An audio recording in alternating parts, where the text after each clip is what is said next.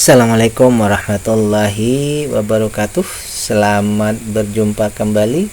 Mudah-mudahan kita semua diberikan kesehatan. Kali ini hari Selasa ya, tanggal 24 September 2024. Kita akan kembali bersama-sama membuat resume fundamental saham dari laporan keuangan triwulan 2 2024. Meskipun ini sudah di ujung triwulan 3 ya. Emiten yang kita bahas ini adalah BSIM dan buah ya. Kita melihatnya dari segi fundamental, khususnya value investing ya. Seperti biasa, analisa ini adalah bahan pertimbangan tambahan ataupun edukasi, bukan perintah untuk melakukan aksi beli atau jual. Karena setiap investor itu punya cara dan sistem masing-masing. Sehingga ini adalah bahan edukasi ya. Hasil dari pembahasan kita adalah bukan untuk menjelek-jelekkan ataupun melebih-lebihkan sebuah emiten, tetapi kita mendasarkannya sebagai bahan kita untuk mempelajari atau menganalisa lebih jauh ya. Kemudian pembahasan kita juga, kalaupun misalnya kenapa yang kita bahas ini campuran, yang bagus dan yang tidak bagus semuanya dibahas. Pertama, bahwa pembahasan kita tadi adalah sebagai edukasi. Jadi yang kita pelajari ini kalau bisa banyak data yang kita dapatkan supaya kita semakin bisa mengenali ya. Yang kedua juga bahwa istilahnya itu kita error analysis juga ya. Artinya maksudnya mengenali yang baik itu kita harus juga mengenali yang datanya ini kurang bagus juga ya, sehingga kita bisa nanti dengan melihat sekali kita bisa mengenali bahwa ini kemungkinan perusahaannya ada yang perlu diperbaiki ya, seperti itu ya maksudnya. Jadi pembahasannya tidak melulu bahwa sahamnya harus selalu yang bagus dan yang perlu dicermati lebih jauh pun kita bahas ya.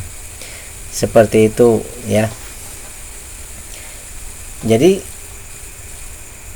yang kita akan bahas berikutnya ini ada dua tadi ya, BSIM dan buah ya, BSIM dan buah. Jika pembahasan kita ini bermanfaat, jangan lupa untuk klik like, subscribe dan share. Dan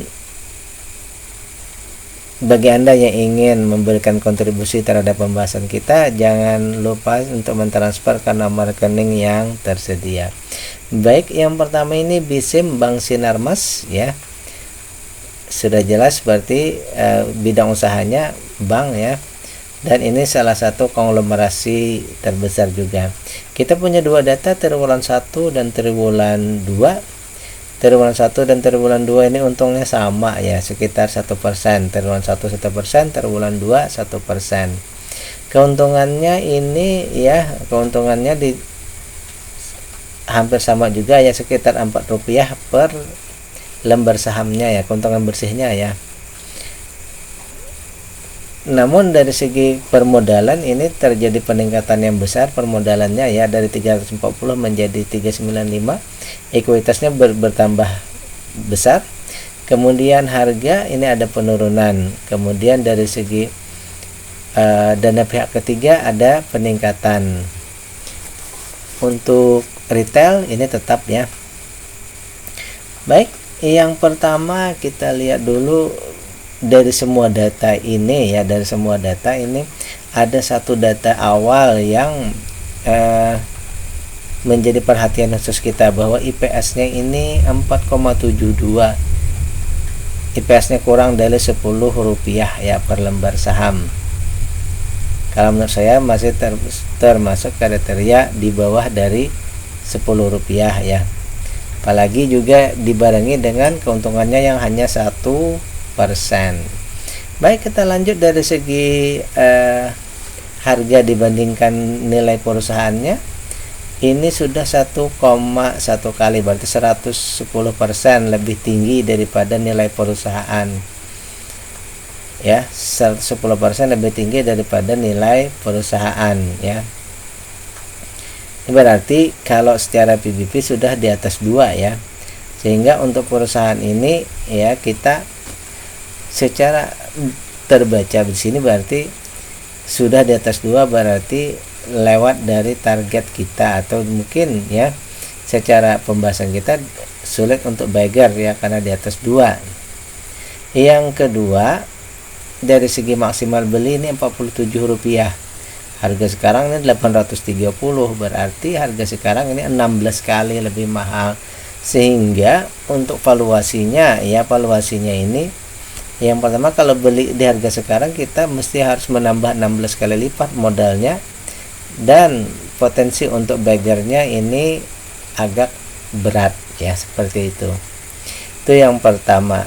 Kemudian juga potensi valuasi mahalnya ini karena tadi keuntungannya hanya 1%, jadi valuasi mahalnya ini karena perusahaannya untung kecil kalau menurut saya ya. Kemudian juga karena dari untungnya yang kecil ini sehingga lebih rasional bahwa perusahaan belum membagikan dividen ya, seperti itu. Karena kalau untuk membagikan dividen dengan keuntungannya hanya 1%, malah nanti akan memberatkan kinerja perusahaan. Lanjut dari segi yang kedua, ketahanan perusahaan dari 4 data ini semuanya bagus tadi ya. Bahkan dana pihak ketiga ini 500%, sangat bagus juga. Dan free cash flow-nya ini 11%, aman ya. Kemudian sahamnya ada di bursa semuanya, anggap saja semuanya ya. Dan non marketnya 38%, ini sudah oke ya. Baik, sehingga untuk perusahaan ini tentu saja kita menunggu lagi di triwulan berikutnya ya, kalau misalnya kita concern ke perusahaan ini. Yang pertama karena keuntungannya kecil tadi ya, 11%, plus dia juga untungnya di bawah 10%, maka tentu saja IPS yang jadi sorotan pertama. Yang kedua juga harganya yang mesti turun atau mengimbangi menuju titik keseimbangan. 2 data ini saja dulu yang perlu kita concern lebih jauh untuk bisa kita lihat di triwulan berikutnya. Dividen nanti saja, karena tidak akan ada dividen tanpa perbaikan dari segi keuntungan bersih dan keuntungan secara rupiah. Baik, itu yang pertama. Yang kedua, kita akan membahas nama buah segar Kumala Indonesia Tbk ya. Ini produk buah-buahan dengan mutu dan kualitas terbaik ya. Jadi mereka jual buah-buahan ini ya. Yang pertama, kita baru punya satu data di triwulan 2 saja ya. Jika dirasa bermanfaat, jangan lupa untuk klik like, subscribe, dan share. Dan bagi Anda yang ingin memberikan kontribusi terhadap pembahasan kita, jangan lupa untuk mentransfer ke nomor rekening yang tersedia. Saya juga sudah membuatkan playlist untuk pembahasan triwulan 2 yang ada di deskripsi. Silahkan klik di situ untuk melihat semua emiten yang sudah saya bahas. Baik, ini triwulan 2 saja yang ada ya, bahwa keuntungan perusahaan ini 24%, hampir 1/4 ya, keuntungannya 1/4 dari modal ya, plus IPS-nya ini 40-an, sudah termasuk besar juga ya. Harga sekarang ini 1.400, nilai perusahaannya 172. Jadi harga sekarang ini sudah 7 kali lebih mahal daripada perusahaannya. Jadi perusahaannya ini 172, harganya sudah 1.400, jadi 7 kali lebih mahal ya.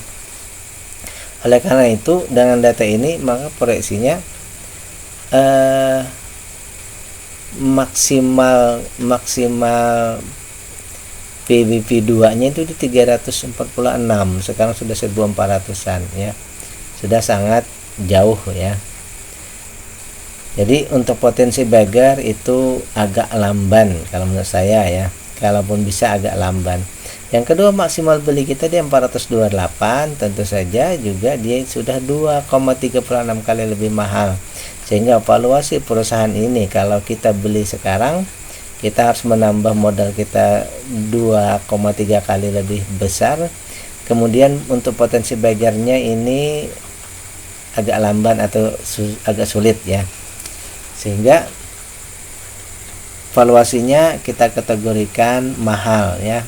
Namun mahalnya di sini ya karena keuntungannya besar ya. Jadi di sini ada kepercayaan yang tinggi atau euforia yang tinggi sehingga harganya valuasinya mahal ya.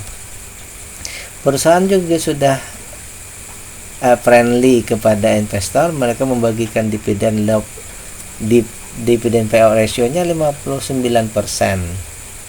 Ini berarti sudah sangat besar. Untuk proyeksi di triwulan 2 ini sekitar 1,76% untuk dividen yield-nya, berarti tergolong kecil.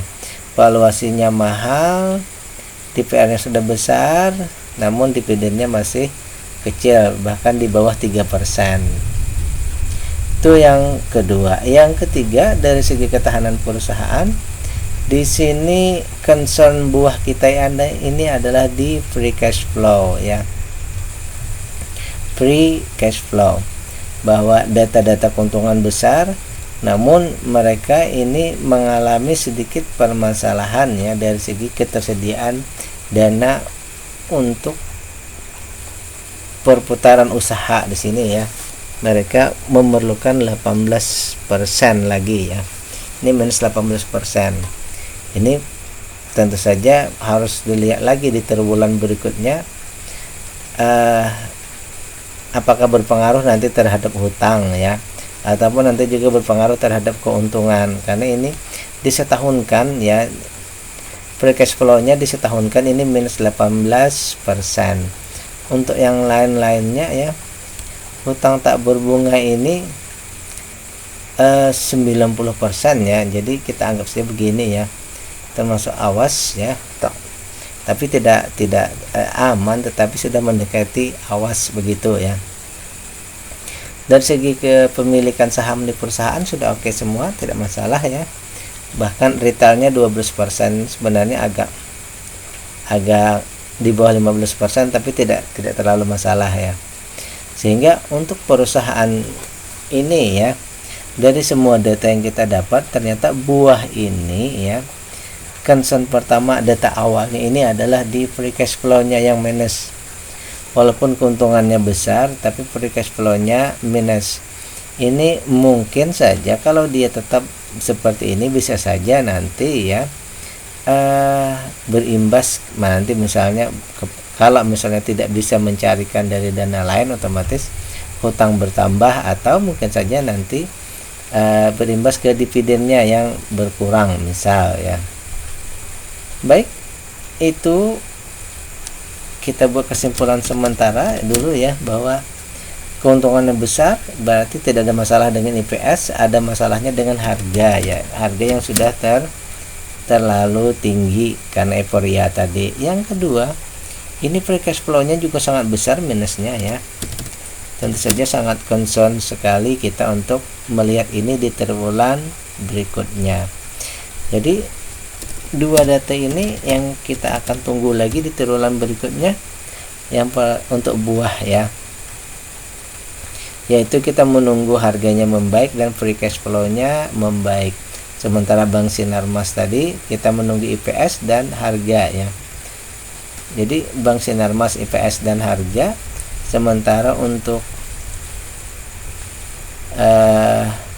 buah ini harga dan free cash flow yang kita tunggu. Oke, demikian pembahasan kita untuk dua saham, yaitu Bank Sinarmas dan buah ini yang perusahaan bergerak di bidang penjualan buah-buahan. Mudah-mudahan bermanfaat. Sekali lagi, ini bukan perintah untuk melakukan aksi beli atau jual. Yang kita bahas adalah untuk edukasi. Billahi taufiq wal hidayah. Assalamualaikum warahmatullahi wabarakatuh.